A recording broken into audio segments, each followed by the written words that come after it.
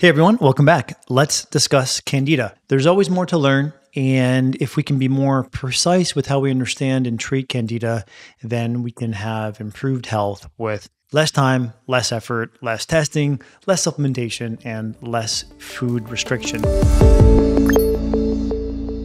So, Candida treatment. The first is diet. And the one point I would put in the board here as an example, 2018 clinical trial, 120 patients with Candida overgrowth in the stool, for what it's worth, plus gastrointestinal symptoms. There's the clinical context. They were treated either with nystatin, a moderately effective antifungal drug. Fluconazole is probably better, but nystatin, okay. Or nystatin plus a Candida diet. Now, the nystatin alone group, 42% resolution rate, meaning they had no Candida on the stool, and most importantly, they had a resolution of their symptoms. But when combining this with diet, the clearance of the stool test and the symptoms jumped from 42% to 85%. So diet, very, very important. I will say one nuance that we've been sort of feeling out, and who knows, maybe I'll change my mind on this in the future, but I think the best way to consider a Candida diet is you want to go as low carb as you tolerably can. To clarify what I mean by carbs, starchy carbs, sugary carbs. So I'm not saying unhealthy, but rice, potatoes, sugary fruits like certain berries that are higher in sugar, mangoes, bananas. Again, not saying they're unhealthy or other sorts of grains, but those will feed, definitionally, fungus. The more compromised someone's system is, my view, is the lower carb they should go. Now, what happens in some cases is when going too low carb, people don't sleep well or they have fatigue. Now, part of that might be that they haven't fully adapted to a lower carb diet, meaning they need to replace the carbs with fat. They could be undercaloried or hypocaloric, or they don't have enough electrolytes, or they haven't given themselves that few days to get through the transition. But nevertheless, this is something that I think a clinician can really help give the context of, okay, where does this person fall on the risk spectrum and how low carb should we be trying to get them to go? But if you're doing this on your own, I would try to go as low carb as you can. And this has been amended in an update we recently made to our Candida diet. But knowing that some people have different metabolic needs and may not be able to thrive low carb, we have left open allotment for some of these starchy and sugary fruits. But just bear that in mind that you want to aim for as low as you can go and then use your experience to sort of titrate your level of carb consumption. And by the way, this has been helpful. Please comment. I really enjoy hearing your thoughts, your experiences. And if you wouldn't mind, share this video with one person you think it may help, and also subscribe so you hear more videos from us. Other treatment options would be probiotics. Probably not surprising. We've discussed all the wonderful things that probiotics do. One evidence point, 2019. So this is a meta-analysis summarizing multiple clinical trials, so a very good data point, studying either blends of lactobacillus and Bifidobacterium or a healthy fungus, Saccharomyces boulardii. And I'll just read you the quote from these researchers. We are confident in declaring that probiotics can have a beneficial effect on reducing oral Candida count. So this meta-analysis was looking at oral Candida. A 2023 clinical trial in vaginal Candida compared fluconazole or probiotics. And what they found after 1 month was that probiotics were as effective as antifungal medications for vaginal Candida. And there are also in vitro studies that have found probiotics can reduce Candida growth, reduce Candida hyphae, those filaments, and reduce Candida biofilm.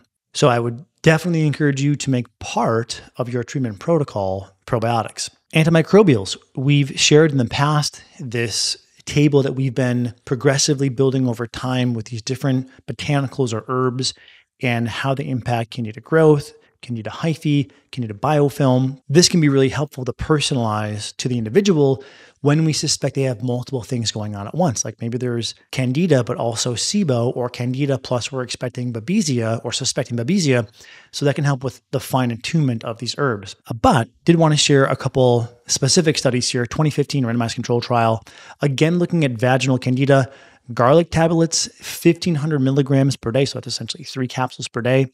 Had a similar efficacy to fluconazole for vaginal candida. 2023 in vitro study found that 44 different essential oils, think oregano as one example, cinnamon as another, had varying levels of antifungal action.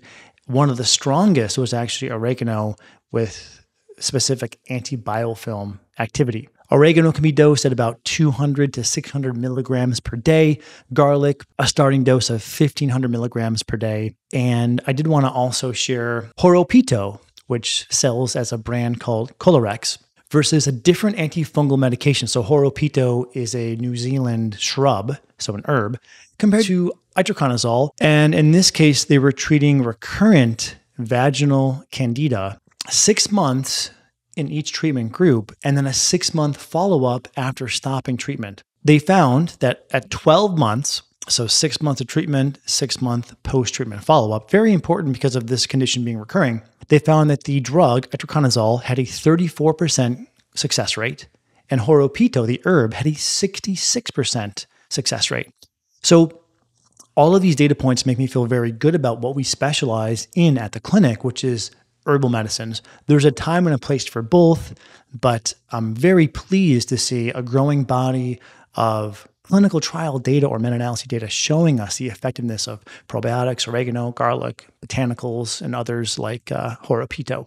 Okay, here is a big one. As we've been getting more precise in separating bacterial overgrowth from fungal overgrowth and tracking patients in the clinic, we're seeing that die-off appears to be much more common with fungal overgrowth or with candida. This could include, but it's not limited to, headaches, joint aches, joint pain, fatigue, a worsening of gastrointestinal symptoms. Now, this often will only last a few days, but in some cases may last for a few weeks, especially if you're doing what we generally do in the clinic, which is layering a few different treatments successively. Probiotics first, give that a week, then we'll add garlic, give that a week or two, then perhaps we add Horopito. And so you may notice a little bit of this die-off with every successive addition. That's very important because sometimes people will say, oh, I was having a negative reaction, I'm just going to stop. Negative reactions tend to not get better over time.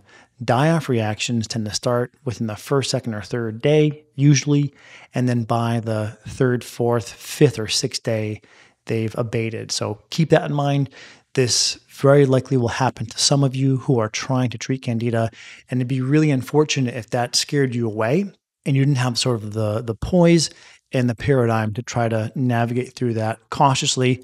If you're ever unclear, I think speaking with your healthcare provider who is experienced in this can help take some of the guesswork out of that.